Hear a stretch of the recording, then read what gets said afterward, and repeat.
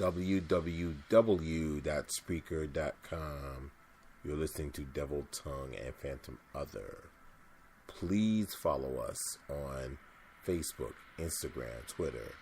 You can get at me in my email, devil.tongue@gmail.com. Skype as well. This topic is something a lot of people can relate to. And I hope that those of you who listen will share this particular episode, and take something away from it. Just keep in mind the opinions expressed by myself and Phantom are not necessarily those of Spreaker. But we're going to discuss what I like to consider is the loud silent killer, DV, domestic violence. Again, it's something that a lot of people, not just women, but some men as well, experience. And oftentimes, no one says anything. Whether it's out of fear, whether it's out of embarrassment. But when someone, let's say you're close to, shows up with all these unexplained bruises, tragically, those bruises may turn into that person's fatal demise because they didn't speak up about it and let you know in confidence what was going on in their personal life. You want to add anything to that? No, I'm just listening because this is a very deep topic. So there's a lot to really think about. Digest and think about. True, because me personally have never experienced DV, domestic violence. And I am one of the lucky ones, I never experienced it. I never had a boyfriend or husband or ex-husband beat up on me ever. Or no one hit on me ever. So, I've been lucky in that sense. But I know of women and I know of young girls when I was a young girl who were in domestic situations where they shouldn't be in. But the weird thing was that some of them had a warped way of thinking that it was okay. My point exactly. I too know women who have been victims of DV, and yet they wouldn't call the police on their own. They would cover it up. They would defend the person beating up on them. And that is psychological trauma that let's just say I'm not well versed in that, to give any professional, professional opinions as to why that is. But something that's really weird is sometimes they blame themselves for the situation when technically it's the person that's beating them that has the problem. Oh, I triggered him. Or I did something wrong. Or, I didn't cook his favorite meal today. Or the meat was undercooked or overcooked. It's always the victim, and it's not really their fault. It's really the person who is victimizing them is the problem.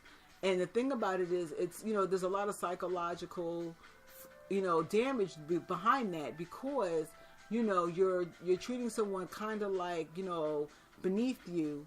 And you're psychologically damaging them due to the fact that they can't make correct decisions, or they make decisions off of fear and not of clear consciousness.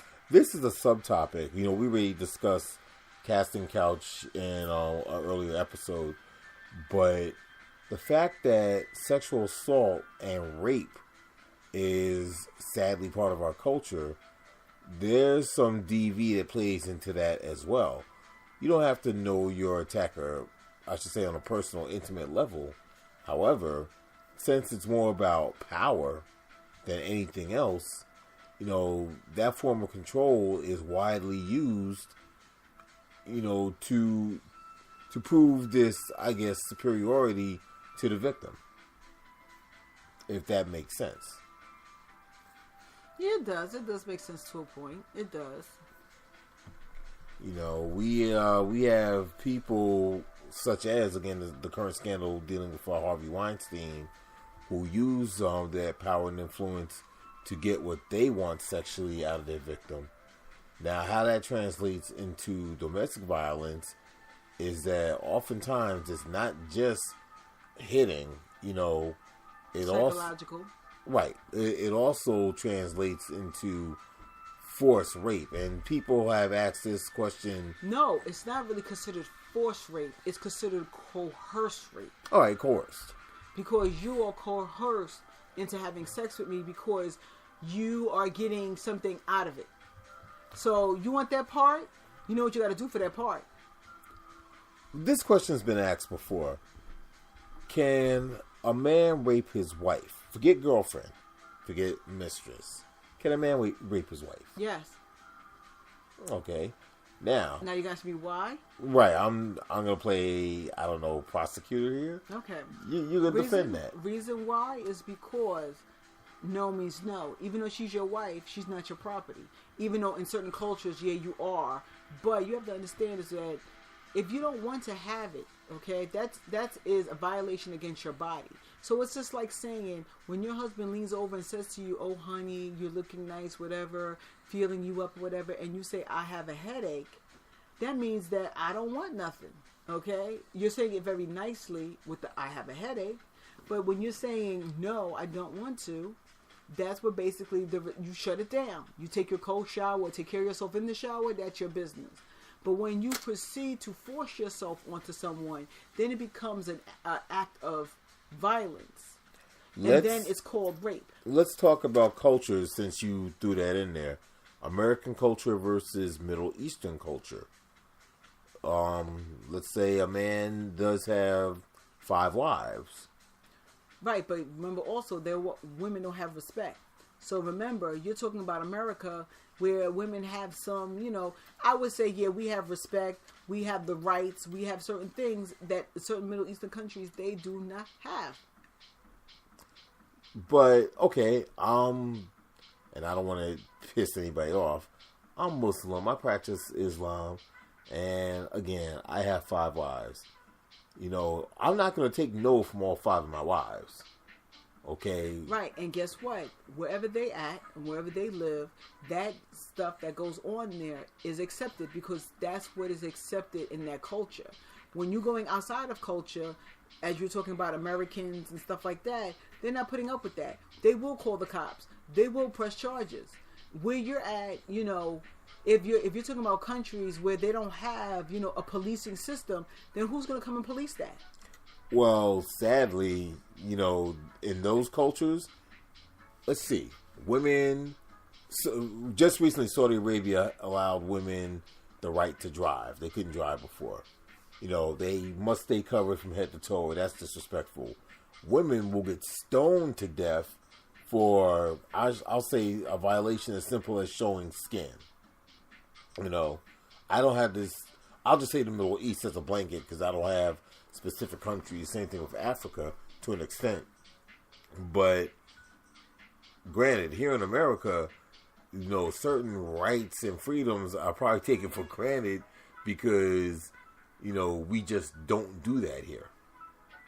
And I think, culturally speaking, when women in the Western world look at women over there, they shake their head and wonder, well, how can you allow that? How can that be? Because that's just the way the culture is. True. And there's nothing that you can do about it. Oh, sure, you can go over there and try to change it if you want.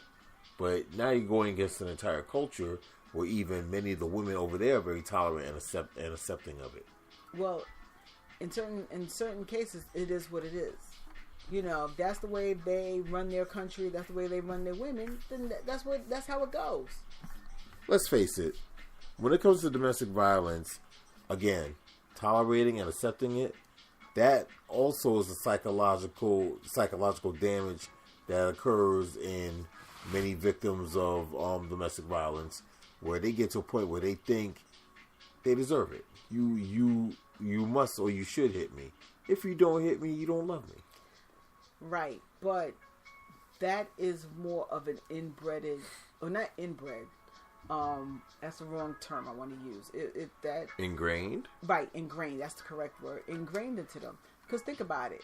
A lot of women who are abused as adults were either exposed or abused as women, as young girls. As young girls. They witnessed it. They grew up in it. Right, they grew up in it. Right. And it's funny because I'll give you a case in point.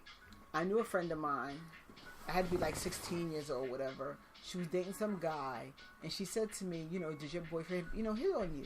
And I was like, no. I said, my man better not be hitting on me, because if he did, I got my older brother, he beat his ass and this and that. And then she was like, you stupid. She was like, yo, girl, if he ain't beating on you, he ain't loving you. I said, well, that's why you missing, some of your brains right now, because he probably beat the shit out of your brain. Because what she was saying didn't make any sense. But what happened was I went to this girl's house, right? And, me and two other girls were watching television. And her father came home. And her mother was in the kitchen doing whatever. All of a sudden, you heard a slap. And you heard the dishes fall all over the place with the pots. Now, remind you, me and the girl sat there. Well, it was three of us. Me and not the girl who we're at the house of the parents are being, getting hit. The friend that we came with, we're looking at each other like, what the hell is going on?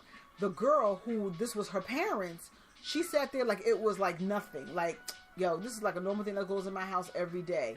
And then when that occurred, all the pieces of the puzzles came together. Then I realized, you know what, you've been exposed to this for so long that when your man is doing it, you don't even know how to act. So I said, now I see, her father used to beat her moms, and then she thought it was cool for her man to be beating her. So you know what, if it's ingrained in your household and you see it in your house day in and day out, then what makes you think, like, when you go outside, like, hey, am I normal? Like, oh, my man is treating me right? Like, oh, he ain't beating me. That's not normal. The problem is, how do you break the cycle before you get broken? A lot of it, the women who know that they're in it, this is a saying, if you know better, you do better. Now, if you know you're in a worse situation and you have daughters and sons, what you try to do is that you try to take them out of that situation. You try to show them positivity. You try to show them, like, you know what? I'm getting my ass beat, but I don't expect your man or your husband or wife to be getting, your ass beat by them. So you're teaching them better, even though, because you don't know a way out, doesn't mean that they can't have a way out. So self-esteem plays a big role, because let's look at the profile. Oftentimes, it's a single-parent household. Now, the example you cited, is one of the exceptions, because I am fully aware she also had an older brother. But she had a couple of siblings. Right. However, you're looking at, if I have to paint a profile picture, sometimes it's single mom raising single child, and she really doesn't have any male support, whether that would be a father, a brother, or just a good platonic friend. Now, So, what do you mean by, like, what are you talking about? You talking about the single mother that is being abused, or she's abusing her daughter? No. The single mother was being abused. Well, usually a lot of single mothers are not single when they're getting abused. It's either boyfriend or husband. Oh yeah. It's either boyfriend or husband. It's not like, they're out there being a free punching bag for whoever talks about free hits and stuff like that. They're usually in a relationship with someone who is doing this to them. Right. Otherwise, it wouldn't be considered domestic violence. Right. Because the way you was making it sound was like, well, they're single. And I'm like, well, no, they're not. No, they may be in somewhat a relationship or a warped relationship or some kind of relationship that they so-called think that they're having with someone. But yet the abuse continues, and then it sort of cascades into this, psychological downward spiral that this is normal, and there is no way out of this, simply because, this is the way of life. This is just the way it is and the way it's going to be. Well, that's some of it. That is some of it, but some of it is just a vicious cycle. Because guess what? Some women go for men who beat them. It's like they don't learn their lesson. And it's funny because a lot of men sniff these women out who like to be abused. So guess what? It's a two-way street kind of. Because to wrap this up, because now we're getting down to the hour, is that sometimes a lot of these women, they fall for the same type of man all the time. Because whatever they do is that the way they look at it is like they feel like they can't get better, so they stay with what they get.